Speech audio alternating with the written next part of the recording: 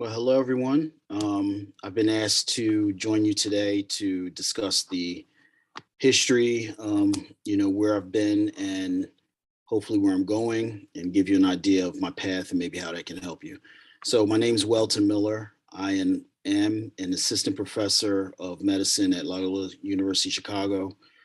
I am primarily in the Department of Medicine with second appointments in molecular pharmacology and neuroscience, as well as bioinformatics.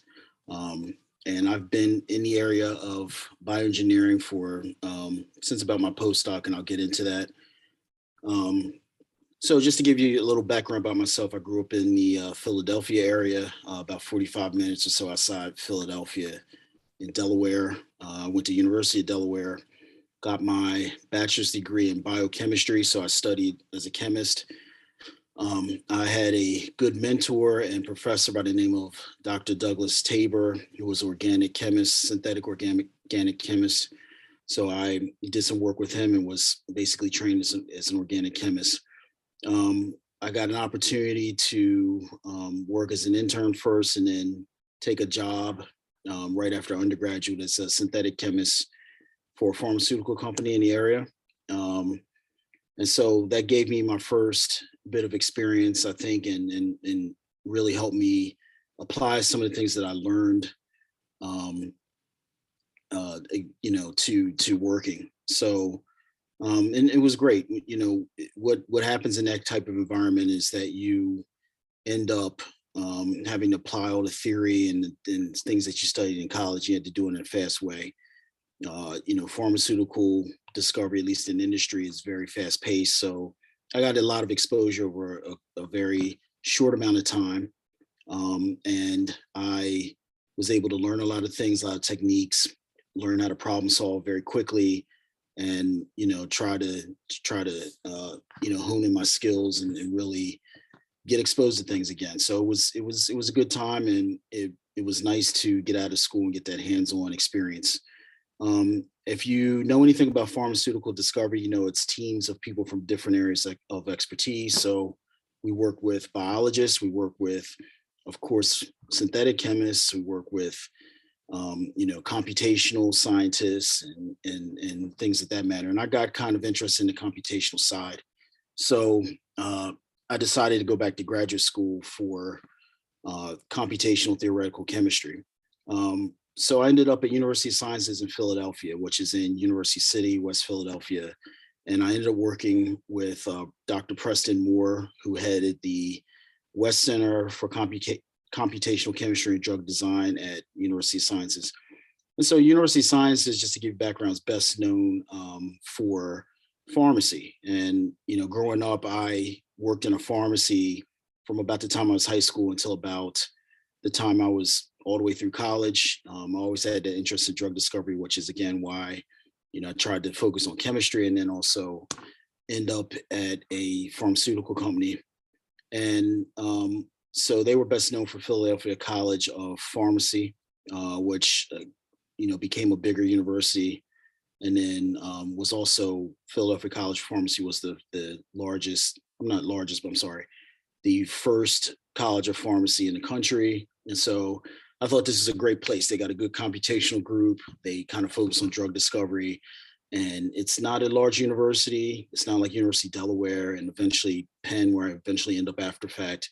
But it's a small focused, science focused university, which, as far as being in graduate school, you're essentially kind of focused on your craft anyway. So it kind of worked for me. And during my time as a computational theoretical chemist and having to kind of switch from that mentality of a lab scientist to more of a theorist, I ended up learning a lot. I got to work with the computers a lot more than I think most people would, because I ended up being one of the graduate students that, made repairs to the clusters. Had to learn, Linux command line, bash scripting, all the things that go along with computational science. And the reason why I still like it is because you're constantly learning something new. Just when you thought you've got everything down, somebody comes out with a new way of coding something or some new software or something like that. So for me, it always keeps my interest and there's always something to learn. So that was, essentially why I kind of got involved in that, and why I started kind of taking my career more of a, as you can see, it's kind of expanding into a broad spectrum. So I have these bench skills that, of course, at this point, I'm probably kind of rusty, and also have these theory kind of combining into what I have now, which again goes into bioengineering and biophysics. So along those lines, I ended up going to University of Pennsylvania under an Aractive Fellowship, which is an IH-sponsored fellowship under the Penport program at University of Pennsylvania. I ended up working in Dr. Ravi Radhakrishnan's lab, which is a great experience. We ended up essentially, again, bioengineering, biophysics, kind of broad. Again, I was in the Department of Bioengineering at Penn, and I work with people in Ravi's lab that were physicists, that were chemical engineers, biologists. We worked with people in the med school on various projects. So again, it was more exposure to, just science being very broad and having to work in teams and have to rely on other people's expertise and learn things yourself. So, along those lines, from, University of Pennsylvania, for my postdoc, ended up going into my first faculty appointment at Lincoln University. The postdoc that I did at Penn was a kind of a teaching postdoc where we did the research. We were there for around 3 years or so, and you also got a chance to teach at a local partner institution for Penn. That was Rutgers University Camden over the bridge. It was also Delaware County Community College was another partner institution, and the one I ended up at was Lincoln University of Pennsylvania, which is about 45 minutes or so outside of Philadelphia. Lincoln University, if you know anything about it, they're a small liberal arts HBCU. They are focused more on the teaching aspect, not as much the research. So I was able to kind of keep an adjunct appointment at Penn, and kind of still touch research there, set up my own small amount of research at Lincoln. And I did the best I could to include undergraduate students in my research, which kind of sparks my interest now. I was at Lincoln for about 4 years.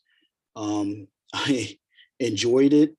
I still consider people there friends and family, and I still try to do my best while I'm at Loyola to involve undergraduates in research here. So I'm still working with the bioinformatics program I helped develop there.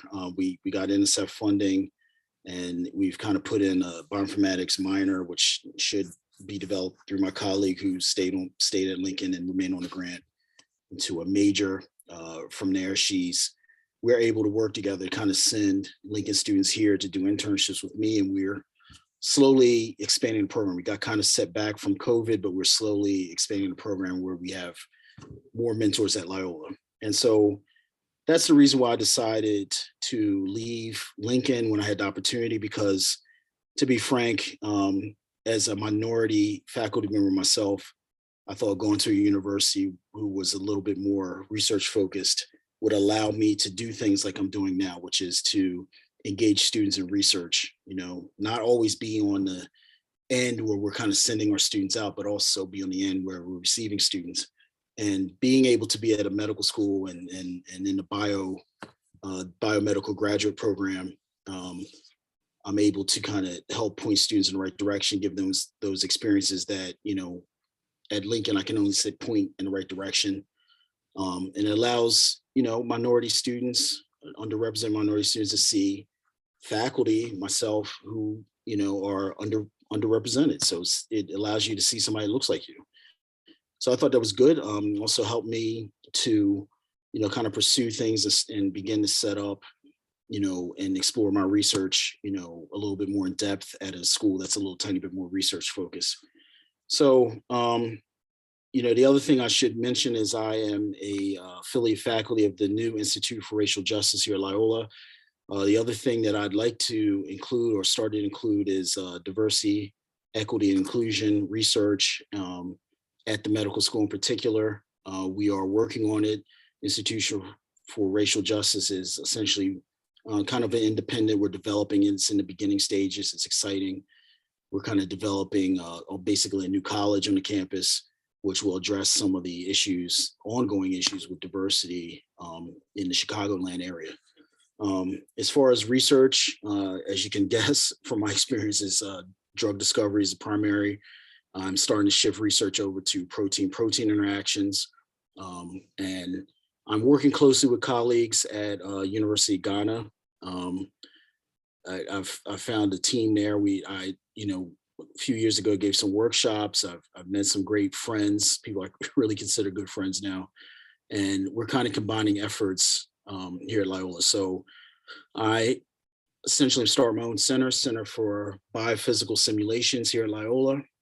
And along those lines, we're also going to have that include faculty from the University of Ghana, and we're working on the MOU to make sure everybody has access to the same resources, and we can get our research moving. So again, I have started, I've focused on computational research since I was essentially, in graduate school. I love every aspect of it. Here at Loyola, I actually just got some lab space, so we will be incorporating synthetic chemistry. So it's time for me to dust off the books.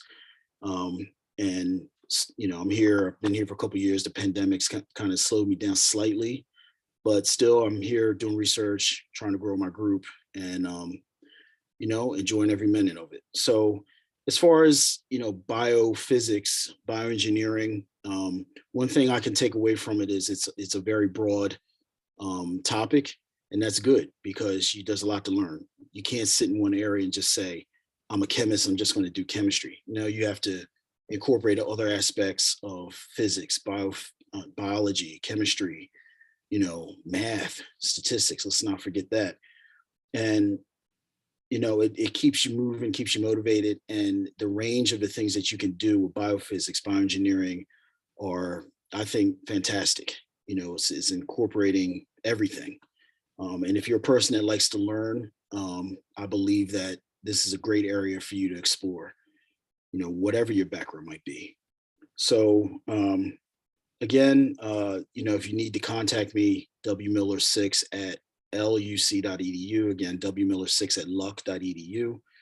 And I'm happy to speak with you. I'm happy to, give you a little advice, anything I can help you with to help move your career forward.